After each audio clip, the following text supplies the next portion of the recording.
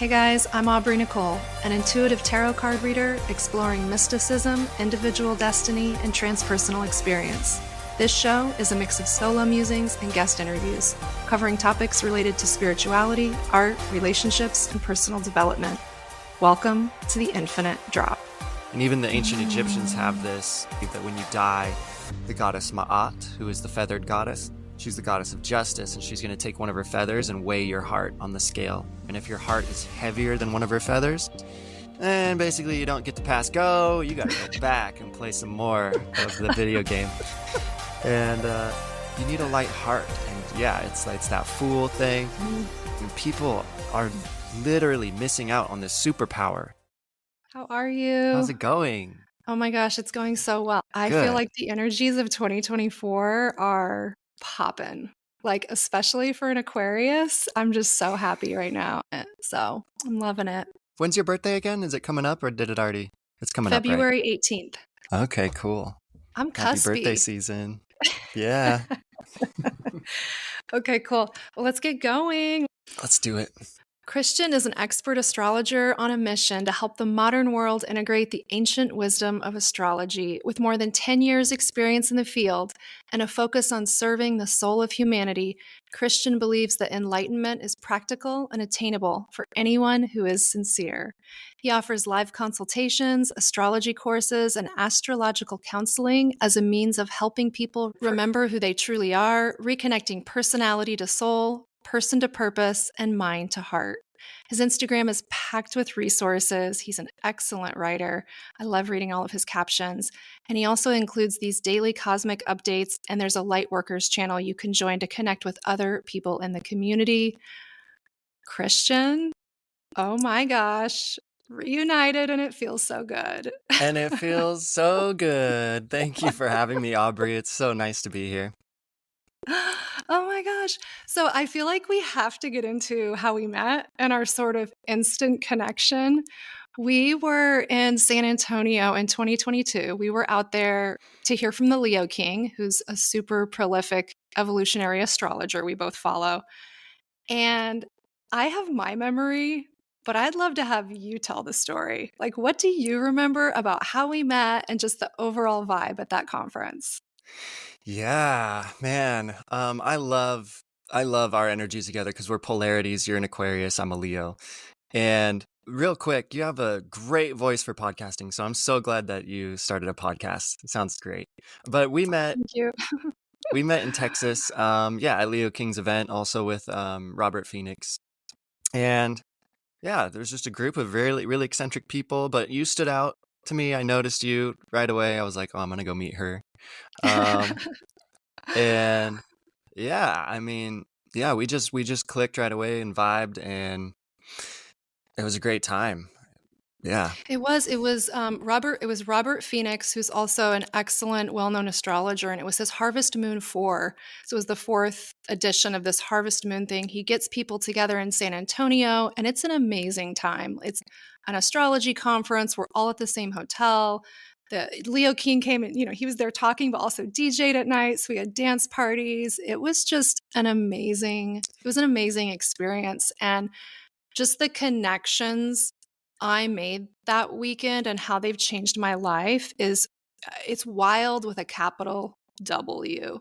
I could go on and on, just the list of people I've met and who they've connected me to and where my life is now. It's absolutely, it was divinely blessed. And I remember that both Robert and David, they both specifically said that they had held that conference during a time when the planetary transits were super potent.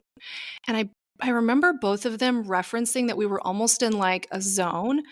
I just remember both of them being so adamant. They're like, we are in a portal. And looking back over the last 15, 16 months, whatever happened, whatever connections were made there have created this incredible network of us that is just, I'm so blessed and happy that it happened. So, me too. Well, it's becoming less common, but I still encounter it. There are people who still write off astrology. And it's actually shocking to me at this point, based on how incredibly precise all the predictions have been, like specifically over the past, let's say, 7 to 10 years. I mean, we have astrologers like David Palmer, Leo King, who was predicting and yelling from the rooftops from 2017 to 2019. Yeah. And I'm quoting, he said we would experience a global plague in 2020, but that its roots would be seated in misinformation and not true disease. So I'm curious, what do you say to people who you encounter who don't, quote, like believe in the work you do? Yeah. I mean, it is mind-boggling since we have so many pioneers in this field at this point. Nathaniel Grimm, he's a really good one as well. Really good on the predictions. And we met Uh, him out there at Harvest Moon 4. He's incredible. He's incredible. yeah, He's got millions of followers on TikTok. yeah, incredible. And there's so many really good astrologers that are making accurate predictions. It is amazing that we don't have more people looking at it, but and I do the psychological aspect of astrology because when I was young, just got out of high school, I didn't know who I was, and I was really lacking any sort of internal compass or knowledge of who I was. I was just a contradiction to myself because I'm literally both an introvert and an extrovert. And there's just many different parts of myself I didn't know how to reconcile or integrate. So astrology was what helped me. But before I went to astrology, I went through psychology very intensely. I took every personality test I could find, and none of them really helped me know myself as a soul. It just kind of dealt with the surface layer stuff. So then I just asked, what's the most ancient knowledge we have? And it turns out it's astrology. That's the foundation of culture. It's actually at the root of all the religions. This stuff has been proven, but there's a spirit inside of people that hates the truth. A- And there's also a spirit in certain people that loves the truth. But it really depends on that spirit.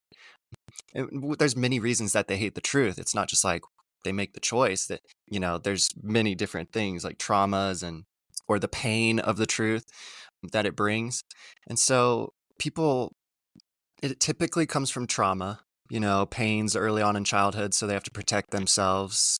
And, the very ways in which we protect ourselves are the ways that we shut ourselves off from the light to come in. So the walls around your heart that protect your heart are the same walls that imprison it. So people just need help. And luckily, we have more and more resources now through therapy and things like this. And that's why I focus on like astrological counseling. Because some people just Yeah, need, what is astrological counseling? Can you talk about that?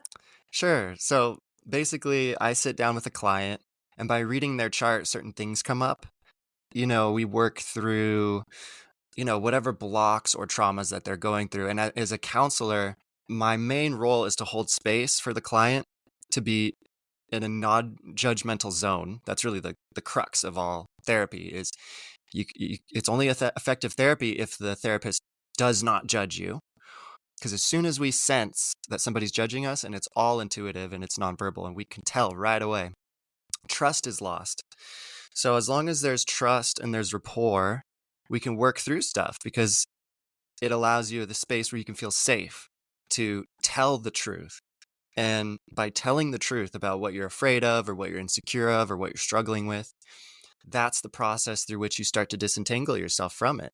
Because I believe that the light inside of us, the light of our awareness, as we shine that on these things, we start healing it because that light is divine. So as a counselor, I just hold a non-judgmental space for them, right? And then by giving others the opportunity to tell the truth about the things they don't want to face because it's too painful, that's how they're able to grow out of it. Because I believe I'm a Christian mystic.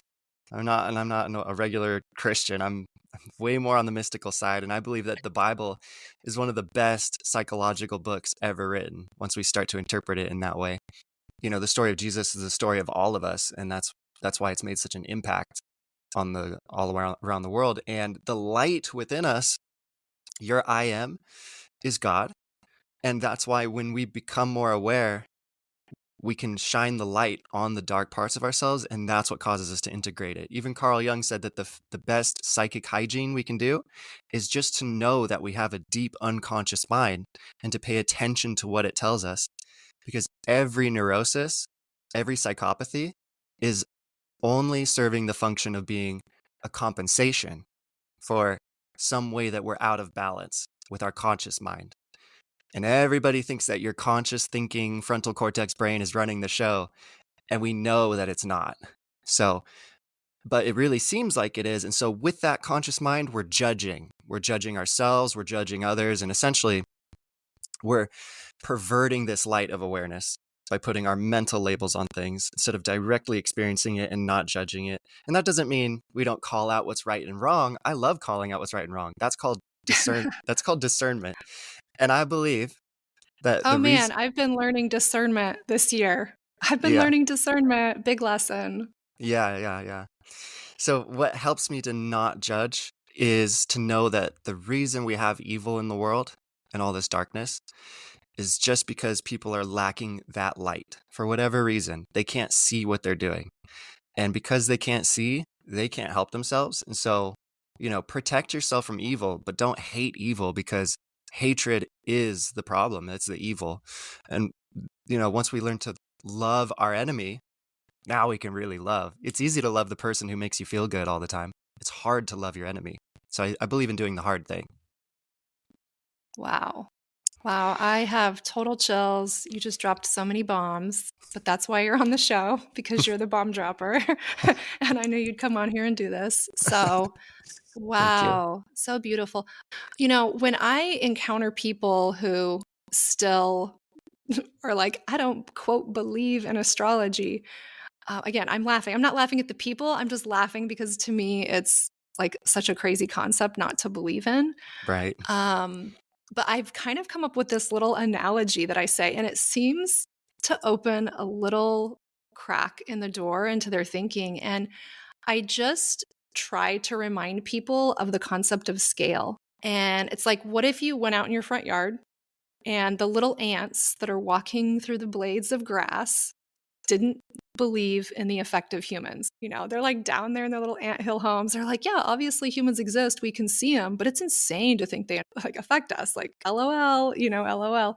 Meanwhile, we're up here stepping on them. We're spraying pesticides. We're mowing the grass. We're tilling the soil, so forth and so on. And the same thing is happening with the planets, but at a scale that we're so little compared to these planets, these celestial bodies, these huge forces that it's not something that we can comprehend because of the scale.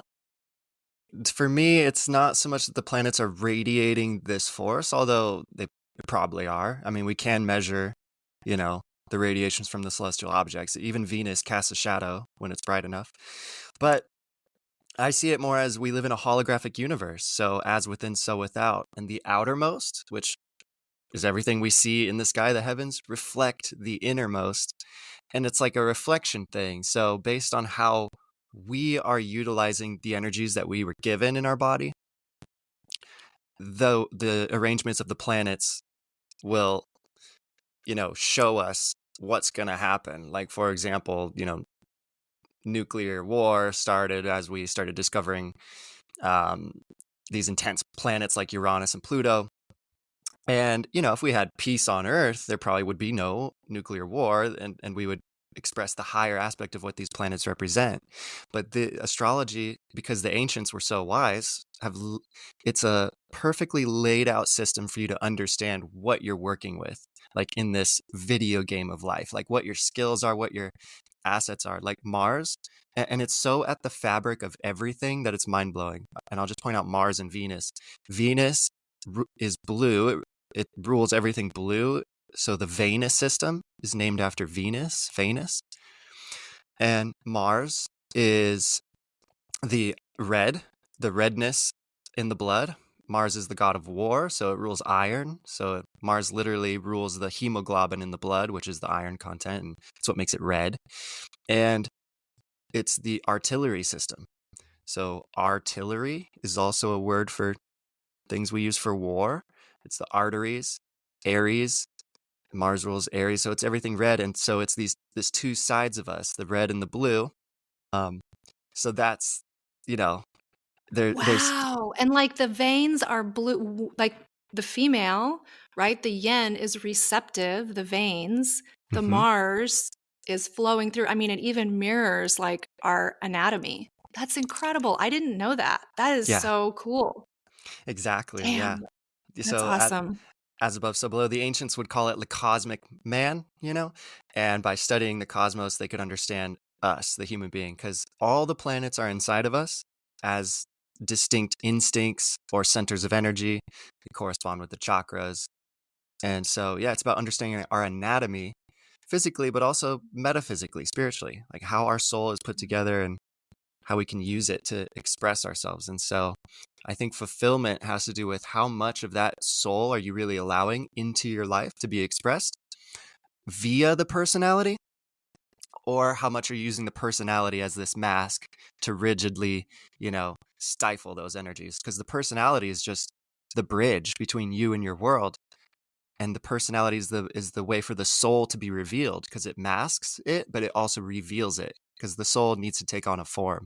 So fulfillment is directly correlated to that, I think. And the birth chart is this amazing thing that God gave us, where now we can have a map. We can literally see what all the different parts of us are, which are the planets in your chart, and we can find out which ones are struggling with other ones. So, for example, if you have Mars square your moon in your chart, this represents that there's a conflict between your Mars, which is your assertive side, your instinct to take action, and your moon, which is your emotions, your deepest, most sensitive self. And so those are in conflict. You're fighting your emotions. Um, and that can look many different ways depending on what sign it's in, what houses it's in. But through the ways that you've struggled fighting your own emotional nature, this is causing you to build such a skill and a strength around being, fiercely expressive with your emotions. So every weakness is a strength, and every strength is a weakness too. So the chart reveals the parts of you that come naturally. And so because it comes so easily to you, through trines or sextiles, you don't work on it as hard. It doesn't engage your awareness as much because you're not struggling with it. So then it becomes a weakness.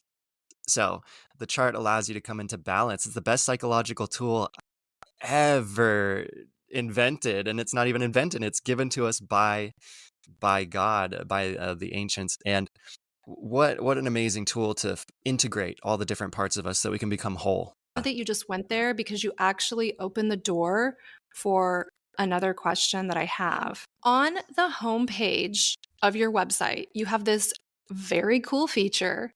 And I just mentioned this for anyone who tracks the movement of the stars in a more serious way. So if you have a little bit of a background in astrology, this might be cool for you. But Christian, you have this real time clock and it shows the exact planetary positions at any moment in time. And it's so rad. It's just like basically like a clock you would look at on your wall, but it's showing the degrees and of each planet, where they're at, the placements. So my question is, for people that know a bit about astrology, how can they use that clock alongside their own birth chart to make meaning for themselves? What's Yeah. the process of that? Yeah, I mean, that would be kind of, I'm trying to think on a beginner level, because that would be a little more intermediate. You'd have to understand where all your placements are and how the signs interact. But the most basic level is where you have the majority of your planets in what element. And that's going to tell you the energetics of your soul and your personality in this life. Like, I'm mostly fiery, so I just go and I just roll and I'm in the moment and it's impulsive. And I've struggled with that because I have other parts of me that are more watery and more laid back, and those parts really judge that fire. So I've learned to smooth that over. So that's really the meat and potatoes of astrology when it comes to personality understanding, because this is interwoven in our language. You know what it means to be fiery. You know, Oh, yeah. Oh, yeah. And yeah, I you have a ton just, of fire in my chart. No surprise to anyone that knows me. I've got Aries, Virgo, and my Aries are it's like Aries and Mars, Aries and Venus. mm-hmm. There's a lot of fire there, a lot of fire and air. If you know Yeah. me, I talk a lot, I move fast. Like, So here's how you would use that. If you're a fire sign, air will encourage you. So if there are planets in air signs, that's going to pick up your flames and, fan the flames of your energy. And same if you're an air sign, the fire is going to encourage you. If you're a water sign, it's earth that's going to support you. So that's how you would use that. And then when we're in times where it's heavy in water, a lot of planets are in water signs, and you're a fire sign, you're just going to have to kind of understand that your fire is probably going to be dampened a little bit, and you're going to have to get into your emotions, but that will create steam, which will create a lot of productivity. So that's how you would use that. I love that. I love that. What I have been loving about life since 2020 is just how far our perceptions and awareness have been expanded around the concepts of what is truth. For me, like, wow, I've really, really had my eyes open to how literal I'm going to try to say this right, dimensionality is, like the concept of dimensions. It's I'm living it every day. There are people living in totally different frequencies on the same planet. And it's just interesting how we almost are getting to a point where you can't see each other. And I'm not trying to say that in a negative way.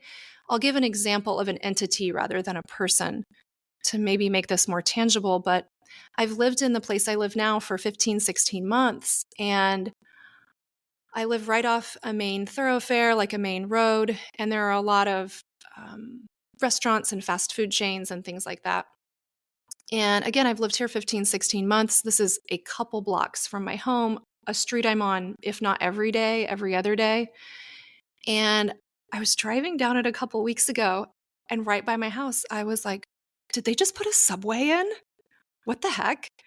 And it's just that Subway is not something I eat, and it's not for me, it's not an option for something I will eat. I don't know that the food it feels really processed to me, or that's my You don't experience of you it. don't like eating plastic? I don't like eating plastics.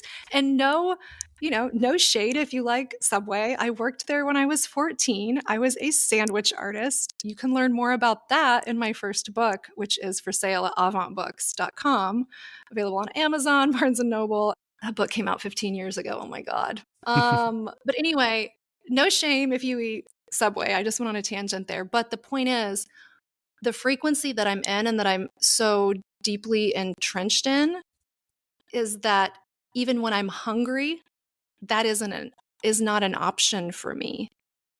And so it just blew my mind. If someone had said to me, "Do you live near a Subway?" I would have said, "Nope." And they would have said, "Are you sure? I've got $50,000 for you. Are you sure?" I'd have said, "No, there's no Subway by me." That's how out of my range it was. So back to the question, I've been with all of the chaos and unearthing and drama that's happened in the last 4 years, because we're 4 years in now at this point, which is crazy, since the change. Let's call it the Great Change. The Great Awakening is what it really was. Some people are maybe privy to that a little earlier than others, but it was just a big wake-up call. And so for me, it's opened my eyes to this concept of dimensionality, and that we are living in these different frequencies, and that we can choose those frequencies from minute to minute. And that's not some like new age BS, like, oh, you'll live in love and light forever. I mean, it's not to say you don't continue to experience the spectrum of human emotions.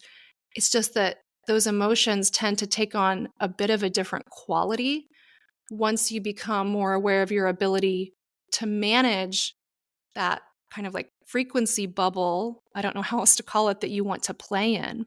Mhm. I've had a lot of hard moments this year, but there was this expanded level of awareness that allowed me to zoom out and experience it in a different way. Not that things weren't difficult or painful or challenging or frustrating, but I just experienced it differently.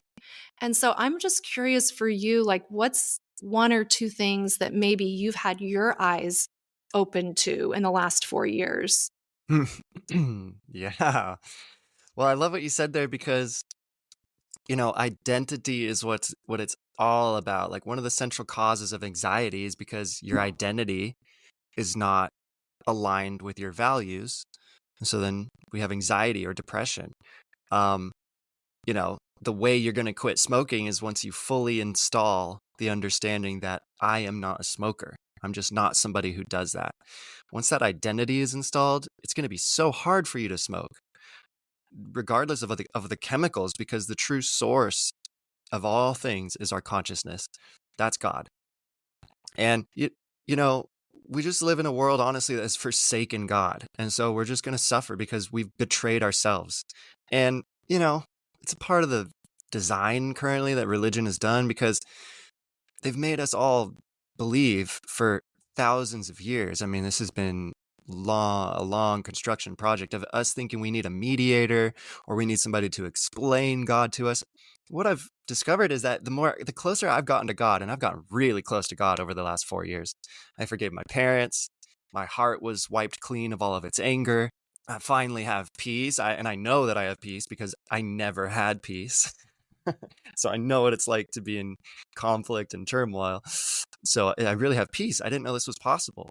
And it's just because I forgave. I realized I was projecting. Anger is the most dangerous projection, because you're really angry at yourself and you're blaming it on others, thinking you're mad at them. And we don't know. Can you talk about that for just a little bit? Because I think that's something that people can get stuck on, where it's like, wait, why would I be mad at myself? They fucked me over. Why would I be mad at myself for that? Like, can you talk about that distinction or that nuance just for people who maybe are newer to this concept? Sure, absolutely. But just to wrap up the God thing, God is the source of my manhood. It's what allows me to be stable and to rely on myself and to do what I got to do. And I think God is also the source of your womanhood and all your feminine creative power. We see God as some sky daddy, but I experience it as the source of my life, really my heartbeat. And God is more real to me than anything on this earth. Everything here is temporary, changing, fleeting. It dissolves. God has never changed. And I have memories when I was a baby. God was there with me. God's here with me now. And it's so amazing. And I can't explain God to anybody. You have to experience it for yourself. So that's the one thing I want to encourage everyone to do. Drop all your ideas, all your mental stuff that you have about God.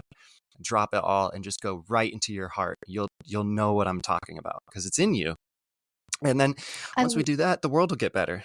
Uh, I love I love that you just said that part about like God not being this sky daddy.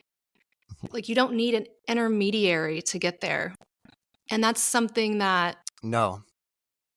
yeah, it's because I think people hear the word God because it's been politicized, and it's, the word God, the entity has been just dragged through the mud, and it's intentional. That is happening intentionally. And if you study history and you study the power of words, vocabulary, things like this, you'll understand why it's happening. The more you dig in, the more you start to see the connections between. That's all for a whole nother episode. I'm going to just zip it right there. I will get in trouble. But I love that you said that you don't need an intermediary, because that's the key. That's the critical key. And God then becomes this it's a very personal relationship that you have with, like you said, the life force that's flowing through you, the life force that animates you, our breath. For me, and I've thought this for so long, it's our breath is God. It's in and it's out. It's, Big Bang, black hole, Big Bang, black hole, each breath over and over. And then again, the cosmos is on a scale we can't understand. So it's a breath in, Big Bang, a breath out, black hole, over and over. I love that. And Absolutely. 100%. One more thing. People who are listening, you could try this. This might help you contact God within you. When you're in meditation and you're sitting there watching, and just inquire, ask, who is watching? And of course, you're going to respond, I am. So that I am, that thing that just answered back, that's your God. And it's this presence, and it's at the core of you. It's the one thing you can never get away from. It's the one thing that's never going away. It's eternal. That's the thing you can rely on. That's God within you. And so that's a little mystical, but try it yourself late at night before you go to bed, and you'll see. if we can tie that back, loop that back, the thing with the, you're mad at somebody, you're really mad at yourself. Can you break that concept down, like a little nuance? Because you have every right to be angry at somebody if they're, if they've screwed you over. If somebody comes over and kicks you in the leg, yeah, of course you're mad at them, right? So can you talk about anger with, let's example that simple so that people can understand the idea of projection that you talk about? So when it comes to anger, I think we're really mad at ourselves because we could be mad that a pattern's repeating. Oftentimes it's like we just hit a breaking point and then we get angry because somebody keeps treating us the same way over and over and we're just so fed up with it. And it's like, why does this keep happening? I think we're mad at ourselves because we keep allowing this pattern to happen. Or on the deepest level possible, it's just an inner conflict with yourself. You're not really in conflict with the world, because after I forgave the people who I was really mad at, which was my mom and my dad, I just resented them for certain reasons. And I realized I had become just like my dad, who was impatient when I was young, and that's what made me hate him. Because as a little Leo boy, I'm like, why can't you love me enough to just be patient? I didn't realize he had his own stuff he was dealing with, and he was raised by a single mom, and so by seeing that I had the same anger, the same impatience that he did because I resented him, I realized I was getting back what I was dishing out. I was judging, therefore I was being judged, and it was all this internal thing. And Carl Jung, great psychologist, he talks a lot about this, that everyone exists in our psyche. So people have to pass through your perception. You're never really seeing the full, real person. And that's why we got to forgive. So if somebody comes up and kicks me in the leg, I'm going to deal with that person. Trust me. But am I going to get angry? No, I'm not going to give them that emotional power. I do have the right to get angry, but I've relinquished that right because that right was causing me to fall into turmoil and inner conflict. And anger is like, there's a quote, I think it's by the Buddha or something. It's like getting angry with somebody is like drinking poison and expecting them to get sick. So I'm not Oh, going to wow. spike my blood pressure. I'm not going to stress like that because anger destroys you. It's the fires of Mars. Mars rules anger, and it causes you to get all up in your head. Aries is the sign ruled by Mars, and Aries is the sign that rules the head. And it fills you with all this energy that you can't see what's going on. You just see red. And so you lose your power as you get angry, because when you get angry, you're giving that emotional energy away to the person that And you you can think feel you're that mad at. happening in your body physically. You can feel it. So, again, Exactly. once you get sensitive, some people would say, that's crazy. Once you become very sensitive and start knowing your body very intimately, you can even feel where, everyone's very different. Our bodies are very different, but we'll hold anger or sadness or whatever in different areas. I mean, just right now in that moment, I just realized my stomach was super tight. I'm like, why is my stomach so tight? And I just took a breath and it's like, and I don't have to know the reason why, but it's like for some reason that was happening, but it's blocking prana, it's blocking energy as we sit here. So Right. love that. Love that And explanation. yeah, absolutely. And the reason these patterns keep repeating is because we're putting our emotional energy into them. And so whatever we bring awareness to, it repeats, or not just awareness, but emotions into it, which means there's an attachment. The pattern will repeat until we forgive. And then when you walk in forgiveness, meaning don't hate anyone, don't get angry. Anger is really hatred. We just changed the word to make it soft, and then we changed it to resentment to make it even softer. But it really is Mhm, hatred. You mhm. hate the person who just kicked you in the leg, and that's only going to hurt you. So when you don't hate them, when you deal with them in a loving way, your boundaries are going to be solid, and you're going to notice that the patterns in your life, they really stop, because it's hard to have boundaries if you're getting angry. There's nothing reactive. It's that it's able to bounce off of at that point. And not to say, I mean, this is my perspective, right? I I definitely feel like it's good to feel those initial emotions when they come in. Let them go through, let them wash through, and then, Mm-hmm. like you're saying, do your best to come back to, even if it has to be logical at first, come back to an expanded awareness of how is this going to affect me? Get really selfish in that moment if it's an emotion that is not a great one. Like, how is this going to affect me? And try to operate and Yeah. deal with it from that perspective. Again, it has to be somatic. It has to be something that's really in the heart. You can't just saying something, saying words of affirmation, I am not angry, or I am fine, I feel great. Like, you can do that and it will help a little bit, but it really does have to be on a somatic level. So, It does. And you have to allow yourself to feel the anger, but you got to understand the way that evil works in this world, and evil works through people. And so when it works through people, the only way people can get you is if they can control your emotions, which is what, you know, this is how they have control right now, through the media and through everything. They got your emotions. You need to take that power back. And that starts with anger is the best one to work with because it's so pronounced, it's so obvious. But the only way that an evil person can get you is if they can, one, make you angry, because now they've lowered your consciousness. Now you can't see what's going on. And you have an emotional attachment to them on some level. Or two, if they can intimidate you, anger and fear. So if they can make you angry, they got your emotions on a string. If they can make you afraid, then you'll probably do what they want you to do. And the only thing that will cast out fear and anger is love. Love would cause you to deal with them from your own strength and to put down a boundary that would last, you know?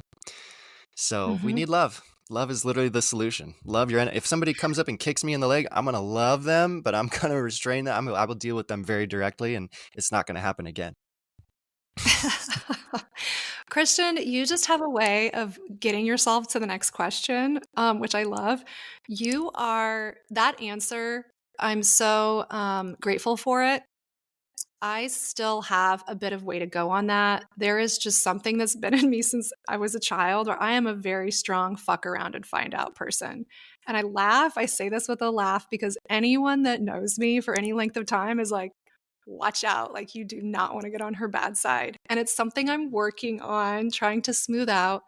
I am better at it than I was. But back to you.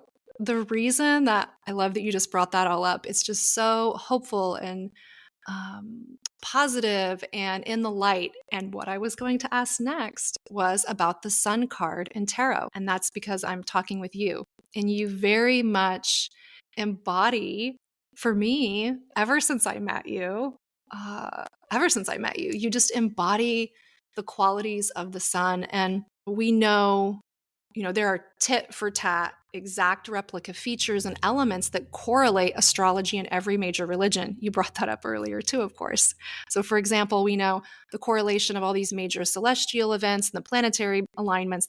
We know that all of these celestial events, they correlate to the day with all the days we celebrate our religious holidays. It's not, oh, they're close. It's an exact replica to, like I said, tit for tat. So I want to know what your perspective is on the sun and its importance to your work, besides the obvious of it's being our source of life, right? The energy that comes from the sun. Like, do you believe, for example, the Son of God is just a euphemism for the sun we see in the sky? Is it a way to humanize something that's of such an unfathomable scale? Or do you believe that both entities and concepts live in a parallel space where there is both a son of man and a sun in the sky that are serving very similar purposes in our lives? What a fun question. Oh my God, I'm so excited. Okay, let's go. So first of all, I meditate on the sun all the time. I see myself as the sun. When I visualize myself, I visualize a lion and I visualize a sun. And there's a weird mental law. Whatever you focus on, you will start to have those physical qualities. That's how I got these fangs, I'm pretty sure, because the lion's been my favorite animal since I was a kid. Yeah, and I have a friend who loves lizards, and he kind of looks like a lizard, I'm not going to lie. But he's starting to have that reptilian look. Yeah, it's crazy. So be aware of what you dwell on in the mental realm, because so the That's sun. crazy that you meditate and imagine yourself as the sun. By the way, I did not know that before this episode. I just literally was going through the cards in the major arcana, this whole season 1, 22 episodes with the major arcana. When you agreed to do the interview, I was like, oh, he's the sun card for sure, because that's your vibe. And to know that you meditate on that and want to be like that archetype, Your meditations are working. Oh, 100%. So are yours. So is Wow. everyone's. It's just a lot of people are Wow. unconsciously, they're not aware of what they're meditating on. But yeah, people, it does work. People tell me all the time. I go like, if I had an aura, what would it be to you? What do you see? And they say it's gold. And I'm like, you're correct, because that's what I visualize around me all the time is this golden aura. By the way, a really cool trick you can use, something I do, I extend the aura to the ends of the universe so that there's nothing that my light is not touching. And that's really powerful, I think, if you'll do that, if you'll like, include everything in the universe. Wow. So, but I'm extreme. But so the sun is this orb, and the light is radiating in all directions, on all dimensions. So when that person kicks me in the leg, love is I see you. I see you. And I see what you're doing, and maybe I see why you're doing it too. And that's love. Love is, hey, I see you for who you are and what you are. I have pure acceptance for this evil person who just really hurt my shin by kicking it. But if I get angry, now I can't see them. So now I'm at a disadvantage. If you're in a fight, like a real physical fight, and you get angry at your opponent, you're going to lose because now your emotions are involved. And love is not an emotion, it's an awareness, it's a lifestyle. So that's why I love the sun, because it sees in all directions. And there's certain things I don't see. I have limits, with my little human brain, but I accept that. I also accept that, you know? And so, Of course, yeah. So do you believe, or what are your thoughts? Like, is there a son of man and a sun in the sky? Because they do, like, you are an astrologer for, you said, 12 years, so you know what I'm saying. And if you're not familiar, just do a little Google search, go on your own little rabbit hole deep dive. It's absolutely fascinating. Every major religion, all of our holidays, the major figures even take on qualities of, you know, Jesus and the 12 apostles, and you look at the image of the Last Supper, and there are very celestial astrology themes baked in. But I'm just curious, with your belief system, right? The one we've been talking about today, is there a son of man and a sun in the sky? And what's that relationship? yeah, and I love this question. So, yeah, it is an astrological story. The Christ dies on the cross, which is the sun, dies on this wheel of time. Because of the cross, which are the equinoxes and solstices, we have the sun, which goes through a death, but then it goes through rebirth. So it dies December 23rd, and it's in the tomb for 3 days, meaning the sun's at the lowest ebb in the southern region, and it seems like it's not coming back. It seems like for us in the north, it's over. But then, December 25th, the sun's reborn, and we start to see it return northward, which means life for all of us. It means we're saved. And so, yes, this Christ story is an allegory and it's astrological, but it's also literal. And I'm somebody who just says, why can't it be both? Why can't it be the best story ever told, revealing the fabric of our reality? Why? Because there's a lot of evidence showing that, yeah, there was a real guy, and his name wasn't Jesus when he was on the earth. When he was walking around, his name was something closer to Yahshua. So they've changed his name because the letter J is only like 250 years old. And it used to be a Y. So, and Jesus comes from Jesus or Jesus, which is Zeus. So everything's been kind of muddled and stuff, but we can't get away from this archetype of the savior. We just can't get away from it. So I think it's literal. I think it's allegorical. I think it's metaphorical, symbolical. I think it's all of them. And in esoteric literature, which I'm a huge nerd for, there's this book called Spiritual Astrology by Master E.K., one of the best books you can read on astrology. It talks about how the sun is a reflection, it's a physical reflection of an invisible sun whose center is everywhere and circumference is nowhere. And so I believe that this is hinting at the fact that there's a sun inside of every human being, their source of their life, their inner I am. And the sun in our sky is a reflection of this true, it's called the central sun. That's what they call it in the occult. So everything physical is a reflection of an invisible principle. And so, yeah, I say yes. The Christ story is allegorical, but it's also literal. I think it really happened. And we're all saved. And we just have to accept the That's gift all and very stop judging. that's all very sun-ish of you. Like, it's everything. We're all saved. I love it. I love it. Continuing on with the sun card. Again, in the tarot, and that's what I'm referring to, the sun card and a deck of tarot cards, it's marked number 19 in the major arcana. And being included in the major arcana means that the energetics of the card are considered to be one of the great mysteries in our path on the hero's journey of life. Major arcana, there's 22 cards, and Jungian psychology, which you know very well, obviously being a counselor.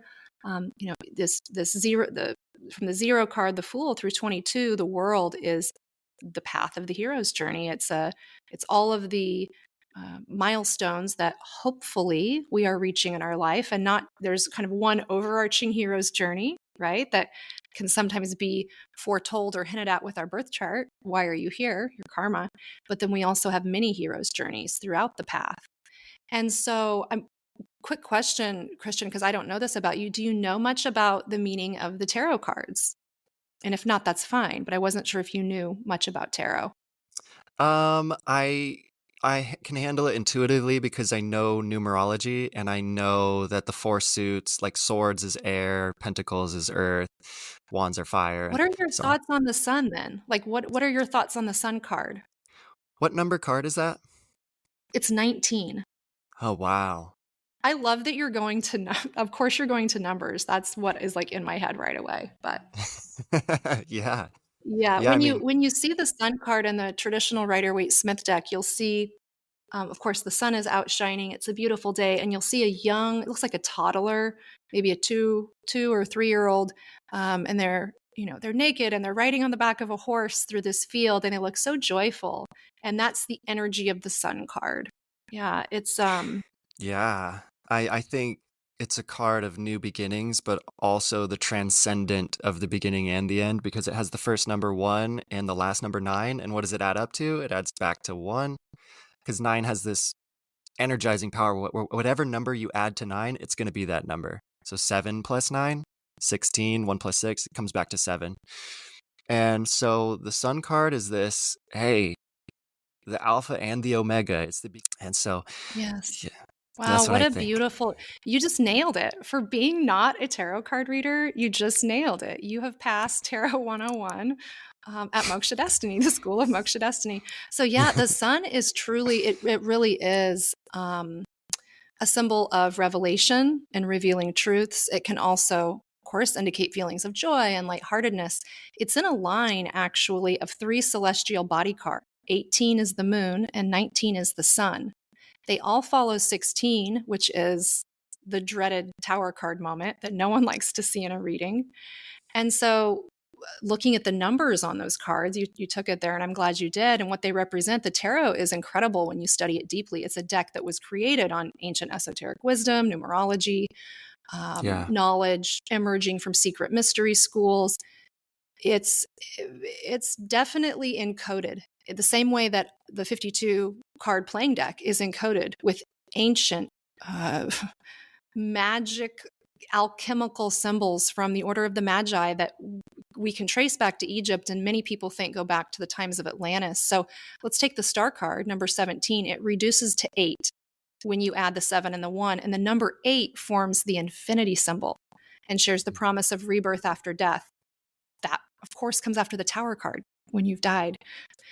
And there's a falling down that happens with the tower card, and the falling down in the tower results from karmic outcomes. It's not like the death card. The death card is a natural death, and everything is natural, but the death card would represent something naturally kind of coming to a close, coming to an end. The tower it's got a bite. It's got a bite, and it's extreme.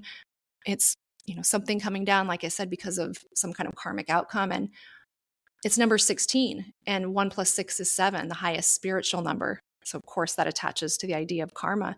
And we go from the star, we then move to the moon. And the moon card is number 18, which reduces to 9, the number of destruction and isolation. It's deep subconscious, it's shadowy. We move from the night to the day at that point, and we awaken to sunlight, sun card number 19. And like you already said so beautifully, it reduces to 10. When we reduce that down again, we get to 1, new beginnings, and we see these patterns emerging and following the cycles of nature.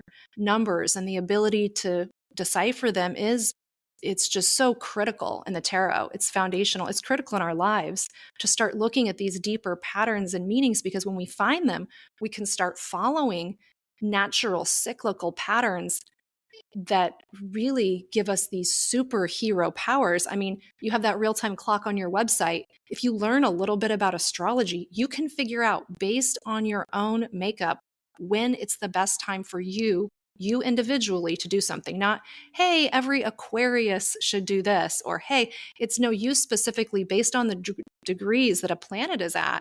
How is this going to affect you? And going back to the numbers, though, the sun card reduces down to the number 1. And then you look at what's the first card in the major arcana? The Fool, which is labeled 0. And wow, aren't they very similar cards? You know, they're both bright, cheerful, excitable energy. It's marked also by naivete and youthful ignorance, let's say. And everything's connected. And so it's beautiful, this procession of the storyline and the cards. And we're given, when I think about it, it's just so beautiful that this cycle, it's baked in. It is absolutely baked in. You know, we're given hope. We're given promise that after every dark night of the soul, we will be returned to a youthful, hopeful state just in time for the final alignment, known as the Judgment card 20. I consider that a card of alignment, not necessarily, it doesn't have to be as harsh as Judgment, but you know, we go from sun, you're returned back to hope after the tower's fallen. You've gone through your dark night of the soul, the sun is back, you get to alignment, and then we step through that final completion portal as seen in the world card. You see a woman stepping through the victory wreath. I see it as the birth canal. And she's looking back through the portal where she came from, but stepping into the future. And she's about to fall into that liminal space, the 0 point, the Fool, which is labeled 0. And then our journey begins again. And we conjure up a new journey in the Magician, number 1. So Yeah. it's all of these studies that, thank God, they weren't totally forgotten or lost, or, you know, these books weren't burnt. This knowledge wasn't forgotten, you know, it lived on through oral storytelling and teaching and through books, because it is, when you see the connectivity in these systems, it is phenomenal, the amount of wisdom that is baked in. Anyway, I just went on a tangent, but I love it. I learned so much. Yeah. Yeah, the sun card is very, very close. Again, I just had a thought, you know, it's kind of like if you live what would be deemed a typical, you know, full life, like let's say 0 to 80, I'll just make up a number, right? But you live to be of old age. Let's put it that way. There is that thing that seems to happen when people get into their elder years and they return to those childlike qualities. They sometimes need assistance and care, and you know, more often than not, you know, superseding any, I don't know if superseding is the right word, but basically like excluding any you know, dementia or something like that might affect the personality. People return to that more joyful, peaceful state that's like a child. And so it's just so cool, like the way the Fool and the sun relate. And it's like the Fool's almost that zygote stage, and then the sun would be old age, and you're about to go before judgment and close out. Like, did you pass the test? Like, did you pass? And if not, hey, you're going to get recycled into the next timeline anyway. So I think that's where that verse comes from. You need to have the heart of a child to be able to enter heaven's gates.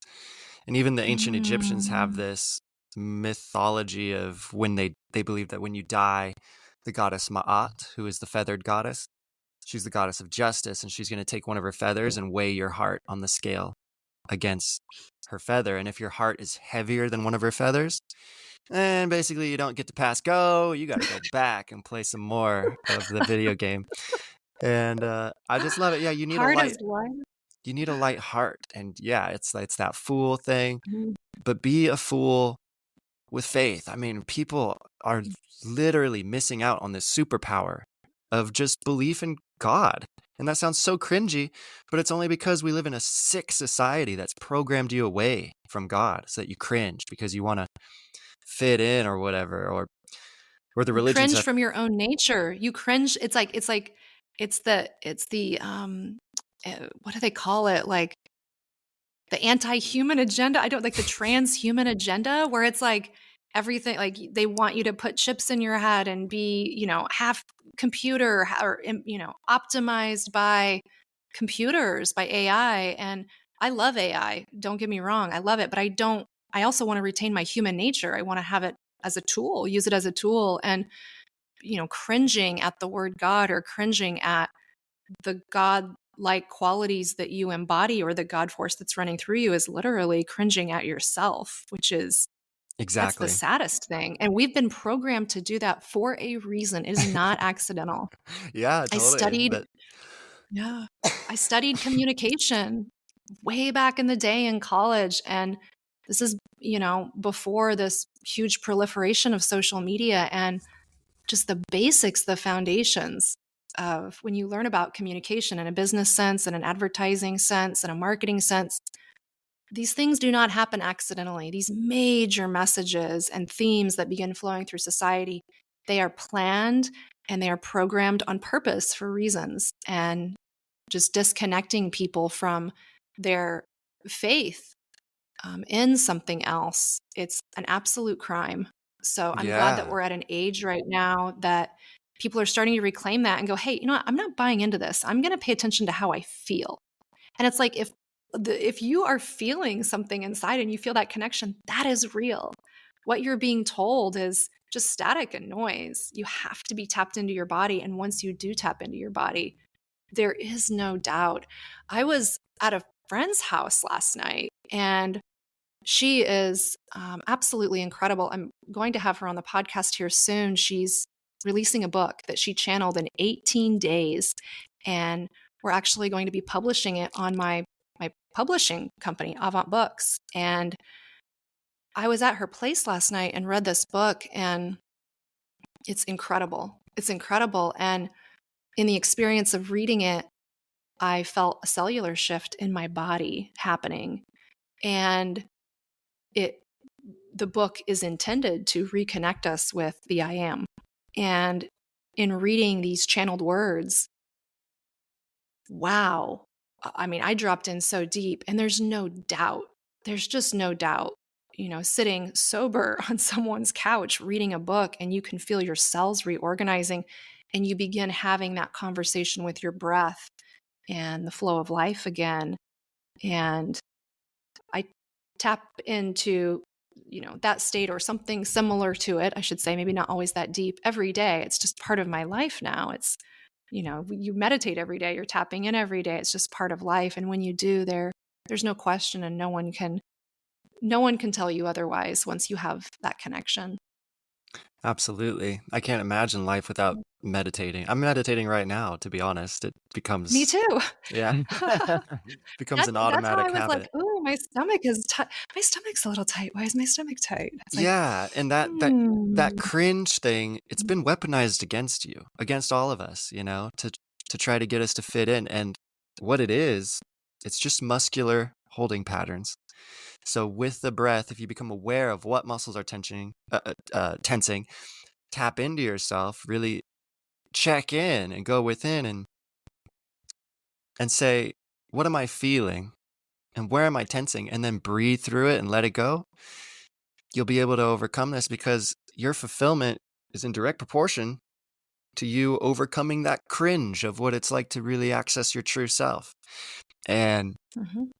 all this spirituality stuff is psychology, which is what I love. I'm so passionate about the fact that spirituality and psychology are one and the same thing, because the spirit is the life that gives our mind its movement and gives our body its movement.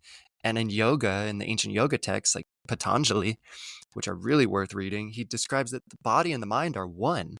It's just that the body is on this end of the pole, the dense pole, and the mind is on the fine end of the pole. So the mind is very, very fine. You can't quite see it, but you can see its effects through the body. So the mind and body are two poles of the same thing. And the body is the mind. And bioenergetics, another great area of study, is the process of breathing through these muscular holding patterns, which really restrict the flow of the orgasm, which not the orgasm itself, but the movement of orgasm, which is this flowing thing. And when you watch little babies, when they breathe while they sleep, their breath causes their body to move in a wave. And that wave is what we are. And that's the orgiastic, movement through the body, which is the creative energy. It's sexual energy at the base of the spine, but that's the energy we receive from the rays of the sun. And when we don't just squander it and spill it through lust or whatever, but when we allow it to create this tension that goes up the belly, through the heart, through your throat, and then eventually up to your head center, that's why the sun is exalted in Aries in astrology, because when the heart, which is the sun, reaches the mind through the creative sexual urge, now you can create things. Now you can build that business. Now you can do that thing you want to do. So we've got to work through our traumas that cause the muscular holding patterns, which restrict the flow of energy. And it's just because of fear. But if you love yourself through it and you can practice with love and bring in awareness, you'll get through it, because love conquers everything. Love is the dominating force in the universe. Absolutely. I love that you just went there. It's the second chakra, Svadhisthana, and it's both sensual pleasure. It's the ability to receive and give pleasure, and it's also the source of our creativity. Our sensuality, our sexuality, and our creativity are divinely connected in the second chakra, in our sacral, right there. And our sensuality and sexuality have been weaponized against us for generations. Women are shamed for their natural eros and flow and movement, and men have been absolutely tricked, played, and men and women, but men especially, with porn. It is literally zapping your life force. And I'll hear guys say, well, I don't watch it that much. I'm like, I personally don't want to date or be in relation with someone who engages in that. That is not a judgment, because it's been weaponized and made part of culture. There's jokes about it. It's discernment. There's jokes about it. It's discernment. And there's jokes about it, and people saying it's not a big deal and it's part of a healthy sex life. In my experience, it's not. And you have to go back to, when you're given something for free, it is never free. It is never free. When look at this new app, they just need my email. That gives them a tie-in to your behavior, and they can market to you more effectively. I've been in marketing for 17 years, and people don't understand the level of mind manipulation that can be done once you're gathering data from all of these third-party data sources, and you're compiling very accurate avatars for who people are. You are an avatar to these companies. So back to the Svadhisthana, the second chakra, the sacral chakra, by our nature, our sensuality, our sexuality, our creativity are tied together. And so if you come in and commandeer the sensual or sexual side, again, I know both genders are watching porn, right? It's especially for men and young boys, it's a plague, and it's destroying people's ability to be in relationship. I was on a date with someone a few months ago, and he flat out said, oh yeah, it's kind of fried my ability to have connection. And I listened to him. I'm not going to judge him, but do you think I'm still dating him? Absolutely not. He needs to work on that. I'm not going to be in a relationship with someone who can't connect. Yeah. And he knows it, and he's still watching it. It's addictive, and it's designed to destroy that power in your creative center and to suck your life force. On the reverse side, right? Shaming. So there's two mechanisms that happen, right? With men, that was sort of the path of attack. With women, it's the shaming of our sexuality, right? So that it becomes perverse and becomes hidden, and it just all of these, there's so many transmutations that happen with it that are not of a positive orientation. They're not helpful. And with that, Again, all of our life force is then consumed with dealing with, am I too much or too little? Because that's where life is born. So when you make someone consumed about not being enough or being too much, and the vital area of the vital core of like how we come to be on this planet, you have no time left to be creative. And when you have no time left to be creative, guess what else you don't have time to do? Think fucking critically. And in 2020, I was shocked. I was F-bomb over and over shocked that so many people fell hook, line, and sinker for what is now being, and it's been being proven the whole time. People didn't want to hear it. They didn't want to have the sun card. They didn't want to see the truth. They didn't want to face the truth that they'd been lied to. But what is now unequivocally proven beyond a shadow of a doubt is that there was a global mass agenda to lie to people, to confuse them, to create chaos, and to shut down their critical thinking skills. And why was that able to happen? Why were so many people tricked into doing something that has been proven to do something that in most cases did more damage than good to their health? Why were so many people, why were our critical thinking skills hijacked so easily? Fear. It's because our creativity wasn't turned on. Mm-hmm. And it's because of this tie-in here. So Absolutely. Our center of gravity is right where that sacral chakra is. It's called in Chinese, it's called the Dantian. It's 4 fingers below your belly button. So just put your 4 fingers below your belly button. That's literally the center of gravity in your body, is your sexual center. So if you're not centered there in a healthy way, if you're not rooted, you're going to get knocked over. You're going to be the plaything of the elites who are master psychologists. They're going to hijack that sexual force, which makes you sharp in the mind. It makes you pierce through ideas so you can see what's underneath, what's really going on.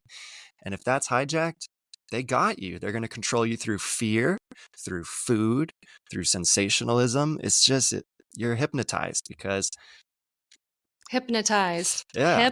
Hypnotized. Mm-hmm. And you're numbed down and hypnotized. You don't have connection to your vital life force. David Palmer Leo King talks about this a lot, the eros, and being connected to that. And yeah, you know who else talks? I may have actually made a mistake there. I don't know if it's David so much as Aubrey Marcus. Excuse me. I listened to both of them. But Aubrey Marcus talks a lot about eros, and he's talking about it more and more with his studies with Rabbi Mark Gaffney. But eros is the life force flowing. It's the breath. It's that prana. It's that life force. And it very much tied to and associated with the energies flowing through our sacral chakra. I loved that 4 fingers down from the belly button. I visualized and kind of did that as you were saying it. And for me, I feel that sensation point, and it's very tightly correlated to the tip of my tailbone, which is root chakra.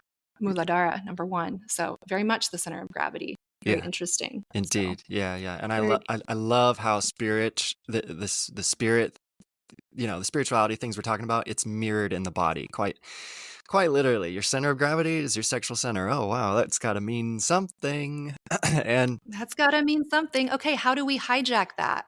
Flood the internet with free porn and tell people that it's a normal part of life, desensitize them, get their, destroy the gray matter in their brain. It's detrimental on a level that people do not understand. It's consuming poison.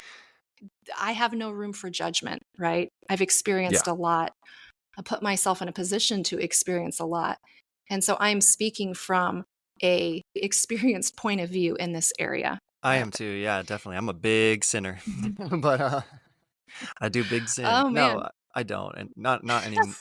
But to help people who are listening to this conversation, first step is to give praise to the Most High that you have a desire to get out.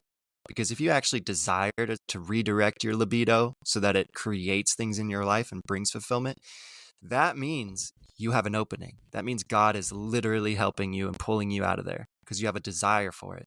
So the next step is you have to learn how to be present, aka how to meditate, aka how to look within and tune in, because the lust, the tension that you feel from the lust, you have to go through that and allow it to be there in this present with you and just be with it. And as long as you don't drain it, you don't act on this desire to watch porn or whatever, but go move through that tension, you'll be guided on what the creative thing is that you need to do. But unfortunately, you have to go through the pain of the lust, that tension of the desire. And then from there, as long as you bring full awareness to it, don't try to drown it out with food or movies or anything. Just let it be there. It'll get easier. Eventually, you're going to mount it. In esoteric literature, it's symbolized by the beast. You have to get on top of this beast. And Sagittarius, the centaur, symbolizes this as well. It has a heavy tie to the sacral chakra. It's about realizing you're sitting on a beast. Your lower half is basically this animal, and you got to just sit on it. And if you have the will to want to redirect your libido, that's how Carl Jung refers to it, understand where it is you can direct it that would be meaningful for you. For me, my libido is aimed at, which is the arrow of the centaur of Sagittarius, it's aimed at this thing that we're doing here of helping people overcoming fear with love, reuniting heaven to earth by us understanding what astrology is really here to help us understand about our world. And all my sexual energy is just geared towards that. And now I can't help it. I just prefer that over porn or anything.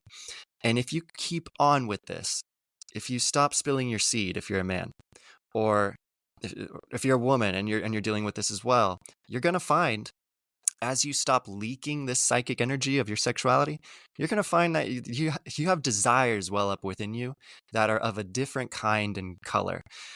I used to love writing as a kid. I would write this novel as this kid, and I would just always write. And then, now that I'm on semen retention and I'm not spilling my seed, it's like these old desires are coming back. Like, I want to write a novel. I want to create this world. It's just this creative energy, and it's worth the challenge to get it under control, my guys and my girls. It's really, really worth it. Absolutely. But you got to go into the emptiness. You have to figure out why you think something's missing, why you're not good enough, and betraying yourself so that you can maintain that. Why? And you have to ask why. And don't say, I don't know, because the mind will go, I don't know. Don't stop there. Just let that thought pass, because that's a coping. You do know why. Just keep contemplating, keep inquiring inwardly, and you'll find the answer. And so just find out why, you'll see why, and then you breathe through it and then let it go, determine to let it go, and you'll heal. But you got to go first, and you have to look within. The best Carl Jung quote that I love is, whoever looks outside dreams, but who looks inside awakes. And you're doing the work as an Aquarius. Your soul is here for this age, for this reason, to speak this truth, to penetrate through the lies. And we have to get people to look within, because we're all programmed to look without, to look outside for approval or for validation or for the signs. But the signs follow, they don't precede. This is the best thing I've learned as an astrologer. If you're looking for signs, no. Once you assume the consciousness, once you make the inner decision, the signs will follow. They'll show you where to keep going. They will validate, they'll show you that you're on the right path or the wrong path, or how to adjust or how to adapt. But the cause is inside. Everything we're all searching for, it's inside. And we just don't know that. We've not been taught that. This whole world is set up to make it really appear that what we need is on the outside, but that's an illusion. And you'll awaken from the illusion as you keep looking within. It's got to become a practice, unfortunately. It needs to be a habit, because we've been habituated to do the opposite. Unfortunately was the key word there. Unfortunately was the key word, because it's not easy. That Wow, Christian, thank you. Just so much right there to unpack. First of all, I didn't know that the Sagittarius, the symbol for Sagittarius, was the centauron. Am I saying that right? CEN. Can you pronounce centaur. it again? Centaur, yeah. The centaur. Yeah, and it's the half man, half beast. He's man on top, beast on bottom. And I never thought about that in correlation to the chakra system. And wow, what a visualization when you think of your root, sacral, and third solar plexus as the beast. And Yeah. then you go heart up and you're in you have the ability to be aware and make conscious choices. So just like you said, kind of centering yourself on top of the beast rather than because if you think about if you visualize actually a centaur, right? A man on top, beast on bottom, who's going to be the beast can run way faster than the person. So there has to be that conscious choice to control and again, it's not control in a strict way. It's come into sharp relationship with, come into aligned relationship with, come into just awareness of relationship with your mind. It's not about having strict rules, but come into awareness. And how do you do that? You sit with no distraction and you learn to breathe. And then you practice it throughout the day. It does become second nature, the way that you get up to get a glass of water all throughout the day. Before we got on for this interview today, this podcast today, I'd had quite a busy day. And for about 15 minutes before, I just laid on the couch and put a cover over my head to kind of put myself in almost like a deprivation, a sensory deprivation, and just breathed. I just took time to breathe, and I was like, oh man, I've had a lot going on today. This is overwhelming how much I've done. And just got myself back to center. But that's having a relationship with yourself and not just running and going until you're just this twister storm of emotions. And when people do that for years and years and years and years and years, you do become hypnotized in your own skin and you become very unconscious and not judging. It's just what happens in today's society, but we do have the knowledge and the tools now to counteract that.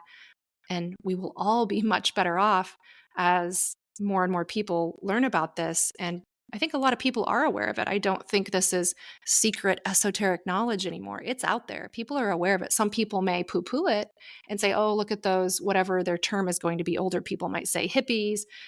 Some people might call you new age or woo-woo, but it's all very, very real. Once you experience it, you're like, okay, cool. Yeah, it's as real as the sky is blue, right? Mm-hmm. So I loved that.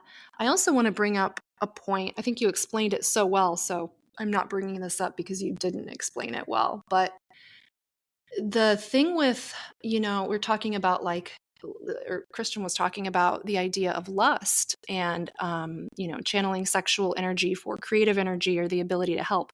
Yes. And that doesn't mean that there's not room for sex and fun and sensuality and all of that. There's definitely room for that. It's that energy is channeled, both the creativity and the sensuality are based in the sacral. If you're using all of it on lust and not, a tapped in sensuality, you do not have the space for creativity. If you're channeling all of it for creativity and not tapping into the sensuality, you're in imbalance in that, and that will reflect in some area of your life. And that is the case whether you have a partner or not, whether you choose to be with someone or not. That energy should be expressed. And I don't want to use the word should, but you are designed to express that energy. And so it's something to consider. Yeah, So, exactly. Yeah. yeah. The symbolism works great through astrology. That's why Sagittarius comes after the sign of Scorpio. Do you want me to touch a little bit on the symbolism? Yeah. So, Oh yeah, go for it. so You're a well of wisdom. Absolutely. thank you. Tell us about the scorpion. Yeah. So, I mean, that's the sting of sexuality. I mean, the only people who commit suicide are the ones who've gone past puberty. Little children don't really do that. And it's because they bit the apple. So that's the sting of the scorpion. Not to be grim or really dark, but that is what it is. We only really start suffering once our sexual center is activated, after puberty. And then from there, life gets real. And then after Scorpio, which is the sign of sex, death, and rebirth, the rebirth is revealed in Sagittarius to be This sexual energy is mobilizing you. It's the stallion. It's this horsepower. Okay. And it's going to take you somewhere. So you either stay calm so that the horse will be calm because the animal is going to follow your lead, or the sexual energy tramples you, and we have a lot of people on earth just getting trampled by porn. And that's what it is. They're just trampled by their own desire. But it's a trade-off. Everything in the universe is compensatory. It's all compensation. That's why sex feels so good, because it's a trade-off. You can either feel that intense pleasure and indulge and lose your life, or you can channel it into genius ideas. And that's why Sagittarius is the sign of the philosopher and the genius. So all the great geniuses in the world, they were weirdos on some level of it, and because they learned how to redirect their libido. So it's a trade-off. But then after Sagittarius we get Capricorn, which is the state. It's the crystallized culmination of what it means to be a collective. So it all starts in Libra. Libra is the recognition of the other. Oh, I desire the other. Now it's Scorpio. Now there's that sex. And then in Sagittarius, it's either mobilized to take you where you want to go creatively, or where it tramples you. And so wow, you're blowing my mind, Christian. I knew you would. You're just talking about, gosh, I'm having this vivid image of the Chariot card right now. The Chariot card in tarot, you see someone sitting on like an old school, let's say like a buggy or a cart or a chariot, right? They're sitting there in the chariot or on top of the chariot. They do not have a hold of the reins, but there are two horses or two beasts that pull the chariot in a really fast rate of speed. And one of the beasts is white and one is dark. It's shadow and light. Yeah. And it is reminding me of this idea of the sacral and the splitting and Sagittarius and the centaur, which is we're having one energy center that is designed to feed two things that are critical in your life. So it's a split wire system, and you have to learn how to manage the energy that's flowing through that. And that just adds for me, wow, another way to interpret and feel into the Chariot card for when I'm doing readings is learning how to manage energy that flows from a single source but is intended to have two outputs. Right? Yeah, Beautiful. absolutely. And that's why, in Buddhism, it's the middle way, or in Christianity, it's the straight and narrow. We're supposed to ride this razor's edge, because white is Lucifer. And that's why the Freemasons have the black and white tiles on their floor. White is Lucifer. It's this electrical energy, which you see that lightning in the Tower card. And in the Christian myth, it's, Satan fell from heaven as a bolt of lightning because he had pride. He wanted to be like God. So our tower, we're going to build up this tower of pride, and it's going to fall. That's why pride goes before a fall. You always want to search. And that's the karmic. We just talked about that. The Tower card is the karmic. It reduces down to 7, and it's the karma. It's the lightning bolt of illumination. It's becoming aware of all false light. Mm-hmm. And then, like you're saying, and it's the apple. the tower, it's the the ego apple is on your brought phone. down. Yeah, it's the apple on your phone. It's the temptation to. I've always thought of that. I've always thought of the apple on, Apple, the company, right? And it has the bite out of it. And I've always thought, oh my God, Steve Jobs was letting us know, and I have so many beliefs on these visionaries. Like, are they fully human? Maybe, but they may also be hybrid intelligence, because damn, if he didn't put a bitten apple as the logo of this company that is now, it's our life, right? It's taken over the ecosystem. And there was a warning right there. You can have this. You're taking the bite, like in the story of Adam and Eve. And once you take that bite, you're cast out of the Garden of Eden in the Bible story. And there's repercussions with that. It's like you can live in ignorance and bliss as God's children in this blissful, ignorant garden, or you can take the bite of the wisdom and have access to the intelligence. And then you're out in the real world on your own. And it's in the logo. It's like, here you go. You're going to take it. And we all took it so fast. And I wouldn't go back, right? That's the hero's journey. Yeah. Wow. Yeah. Wow. I mean, our world is run by black magicians, and the sooner we wake up to that, the sooner we can overthrow them. And because they're just the master psychologists. Magic is just creating change with your will. It's all psychology. And we got the white and the black.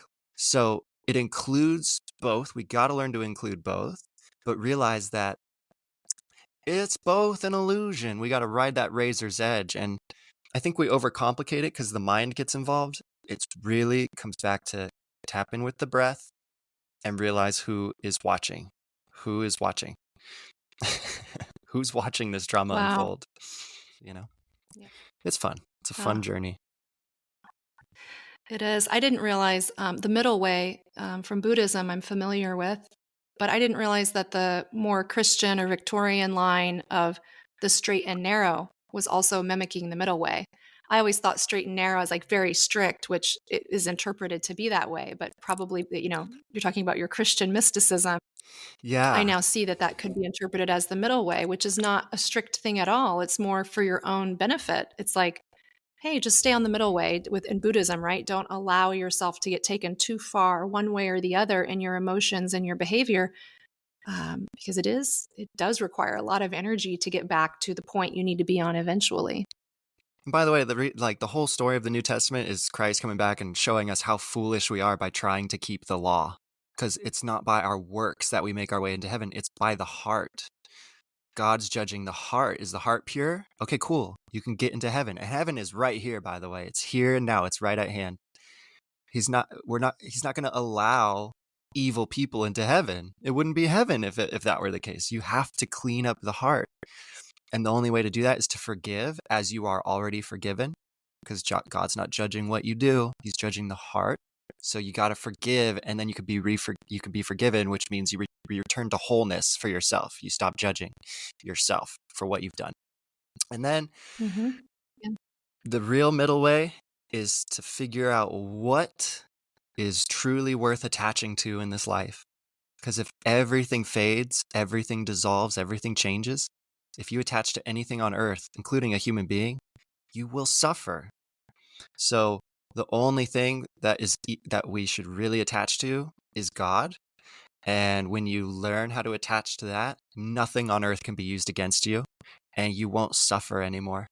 Or rather, you'll understand how to suffer, in I was going to say, it's not that you don't suffer, but you have the expanded awareness and learn how to suffer with more grace Mhm, for yourself and for the experience, and you move through it faster instead of mhm. retaining the energy. And for people Because listening who, oh, last thing, go I ahead, swear, I Christian. promise. when when you attach to God, and I'm kind of leaving that up to your own interpretation to figure out what that is for yourself. When you attach to God, you won't need anyone and anything. You can have without needing. And that way you won't squeeze your partner to death and then they slip out of your hand like a bar of soap. You won't keep Mm-hmm. chasing this carrot at the end of the stick and going through these same patterns over and over.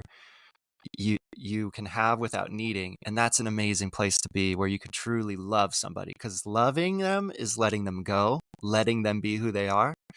That's real love. Just like parents, if they allow their child to be who that child is, to grow into who they're meant to be, that's love, and then the child has an amazing life. So Mm-hmm. yeah, then we can overcome the neediness, which taints a lot of our interactions and our relationships and our sexuality. Mm-hmm. Yeah. Absolutely. Yeah, and you touched on it a bit. I was going to say, for people listening who, for one reason or another, have an aversion to the word God, there's no dogma here. It's attach that to whatever. You can say the universe. You can call it your breath. God, another word for God is breath. Another word for God is universe. Another word for God is nature. So transfer those words as needed, and the value of the knowledge still retains. So, okay, one more question, and then, oh my gosh. I mean, why did I think? I was like, oh, do you have like an hour? Why did I think this would take an hour? I mean, I should have known that we would be talking like, we could talk for 7 more hours. Absolutely. But I am absolutely. I'm going to go ahead and put you on the spot a little bit here, but I know that you offer personalized forecasts for people. And and it's based on their birth chart, and it offers like a detailed look into the themes that are likely to kind of emerge in their lives over the coming months or the year. It's not fortune telling, it's not anything like that. It's just, hey, this is how things are coming in based on your birth chart. I think you offer those on, is it Patreon you offer those? Or am I getting that confused? That's right. Yeah, on my Patreon, you can go there. You can sign up for as little as $1, and you can get my monthly sun sign report. There's a deeper one where if you sign up as a light worker, that's $20 a month, or you can do 40 a month, and I'll provide a video. But that's a total personalized report, all on your chart, letting you know like what energy is hitting you in the next month and how you can leverage it. It's not fortune telling, like you said. Like somebody's gonna bring you flowers this Tuesday. Hooray! No, it's like people may be more open to wanting to, they may be more attracted to you this week. So this would be the week to let people in, work with them, just kind of giving you a roadmap. So yeah, I do provide It's that. yeah, it's optimizing the energies. It's the same thing with numbers, right? In numerology, people say, "Oh, it's crazy." It's like, no, it's not crazy. It's why companies go IPO on certain days with certain planetary alignments, and they encode certain numbers in their, documents. It's why I think it's this is used by the most powerful people on earth, banking institutions, governments. This is a real thing. This is a real thing that's used. So anyway, Yep. I did have a question there. I couldn't remember where people could find it, but I'm really curious, and I am putting you on the spot here, but I know you've done the research, so I know you'll be able to answer it. I have faith that you will be able to answer it. When you look forward into 2024 from a holistic, big picture, zoomed out perspective, and I don't want you to give away anything that, you would charge for, right? Like just keep us at a high level, but with little nuggets that are great. What sense do you get regarding the energetic themes that all of us as a collective will be experiencing, regardless of our own personal birth charts, based on the energy hitting Earth over 2024? Sure. So 2024, it looks really good for relationships. The astrology gets really kind of crazy, very Neptunian during election time for America. So I think there's going to be in the later part of the year a lot of hype, a lot of emotional energy, and we got to learn to stay calm and to breathe and to govern ourselves and understand that the people are the ones who are really in control. And we're at a place where the government, like people are afraid of the government, but also the reverse is true. The government's afraid of its people. It views us as like a scary horde that's going to trample it, and they think they need to Mhm. control us for our own good. And a lot of people think that they need to be controlled. And so as we wake up and step into this Aquarian age, 2024 is like there's going to be a lot that happens, especially April 20th. We have a Jupiter Uranus conjunction at a certain degree that's related to when Britain declared war on Germany for World War II.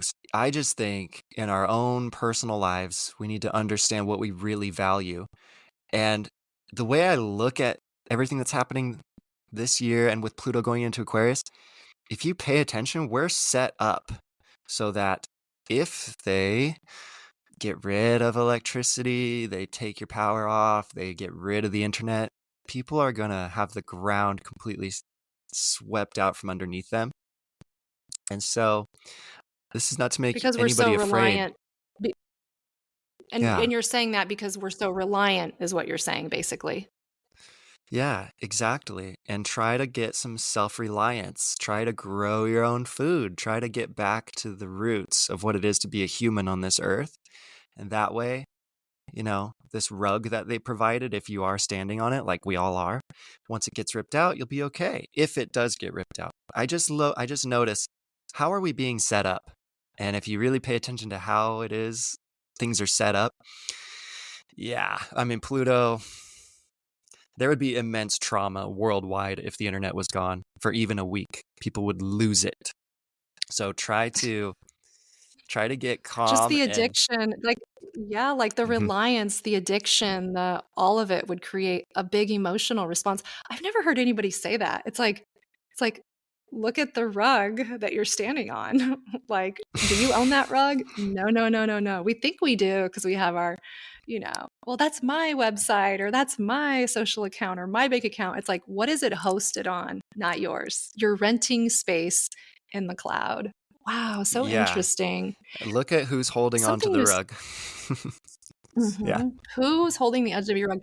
You said something interesting. You said a focus on relationships in 2024, based on these the planetary configurations that we'll be rolling through, or that we will be rolling through, I should say, that we will be moving in. It's interesting because we're also in a universal year 8, which is a focus on money, power, and success. And what interesting timing that we're in numerology in a universal year 8, at a year when the cosmos would encourage us to look more at relationships. And of course, we just went into Pluto and Aquarius. Aquarius is very much about being your own unique individual while still retaining your connection to and valuing the community you're in. It's about being a leader in your community, leading people with the things you have skill and ability in, not standing on a stage in front of people. That's Capricorn, right? A hierarchy. I'm above you. I'm in charge. I'm the boss. Aquarius is we're all in the same soup, and there are certain people that are better at certain things than others. It's so very interesting that there's a focus on relationships from your perspective cosmically at the same time that universally in numerology we're being encouraged, or there is a natural focus towards money, power, success. So it's like there's this like building relationships to make money rather than stepping on people and destroying relationship, or only working with yourself to make money. So what a beautiful confluence of like 3 things coming together at once. So I think that's a good Totally. takeaway for us to maybe end on, is like, how are we all, how are we all valuing relationships, and how are we finding that balance between the relationships we have and how to make money? How are we working together to make money? How are we working together? And not even money, resources, right? It's resources, right? Money is just another word for the energetic resources. And as the world continues to just evolve, and in some cases it feels like it's devolving, but we know that in the greater scheme of things, it is evolving and ascending. But in those moments where there's a sense of devolution, rug ripped out in whatever form that may happen or will happen or could happen, what are your relationships like? Do you have resources and power, and do you have those things? And you would have those things by building community and relationship, right? If the internet was out for a week, or your power did go out, do you know your neighbor? Like, do you know your neighbor? Can you go next door?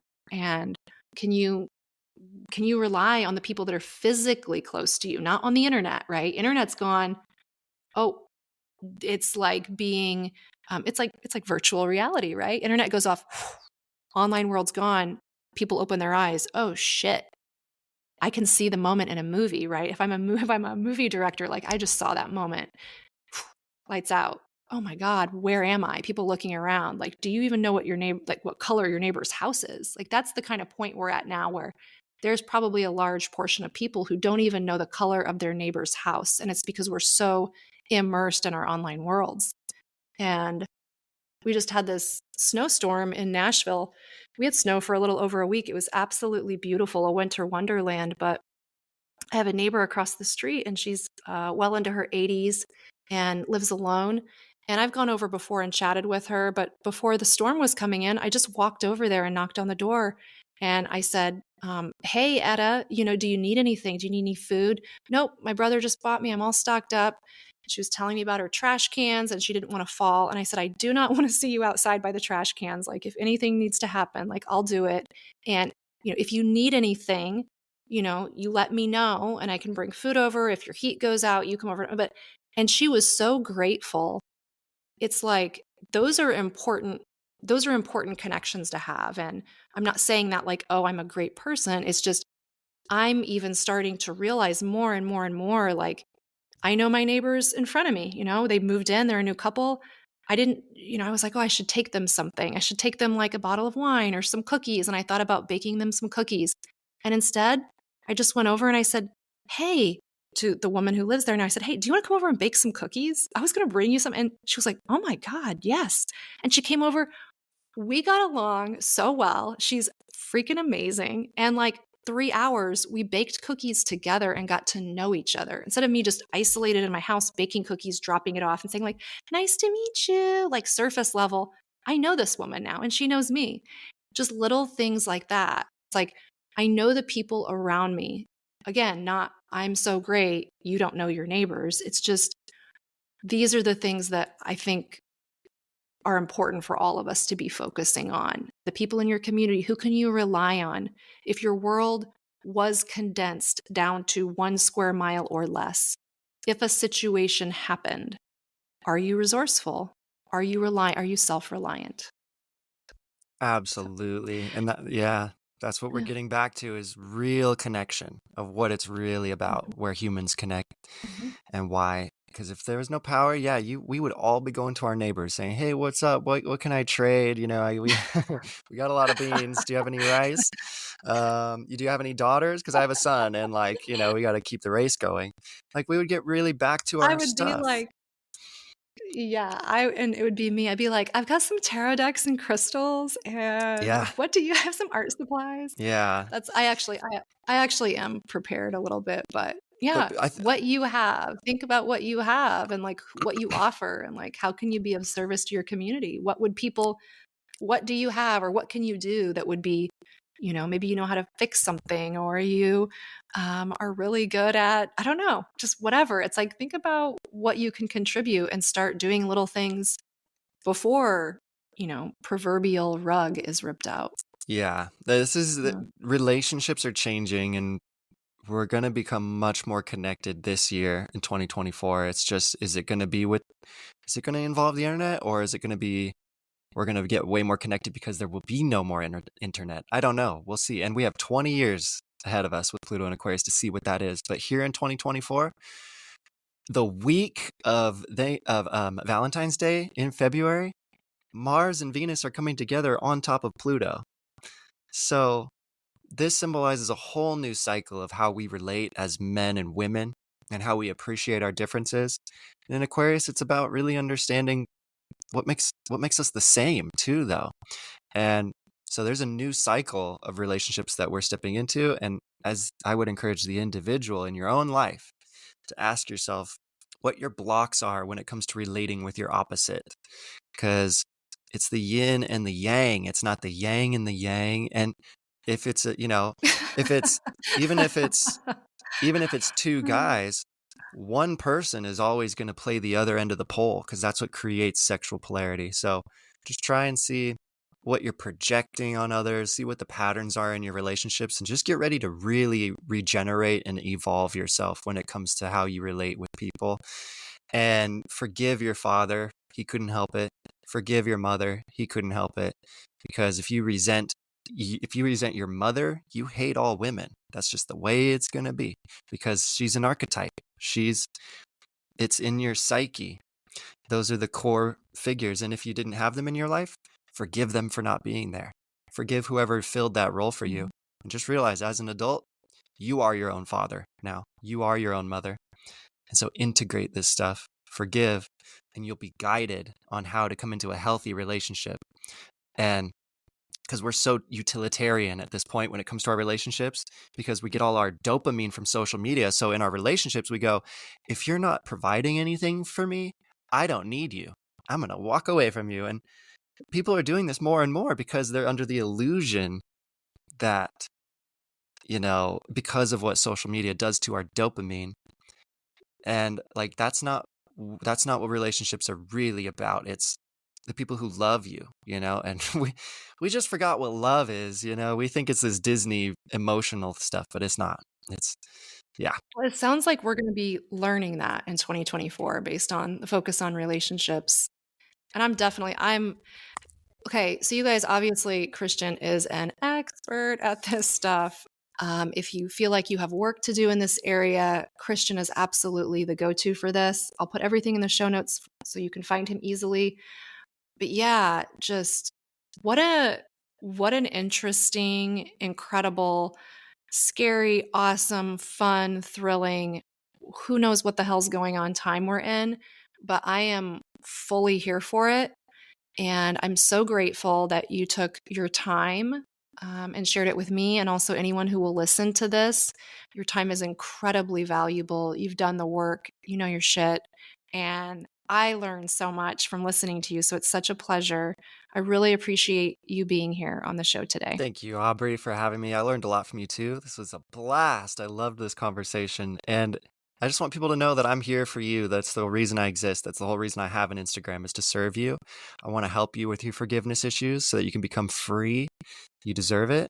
So anything you need help with, please email me at christianklausner.astro@gmail.com, or I'm at Christian Klausner on Instagram. And I'm teaching classes every Friday, really deep astrology classes, very thorough. We're going from the history to the practice to chart interpretation. We're going through everything, and I'm teaching classes every Friday all the way to March. So if you'd like to sit in on those classes or get all the classes and get my astrology course, this could be the year where you really learn astrology if you are interested in that. So reach out to me, and we'll see how I can help. Thank you so much. Yeah, thank you, Christian. And until next time, thanks for joining me here. Keep exploring, keep questioning, and stay immersed in the infinite drop.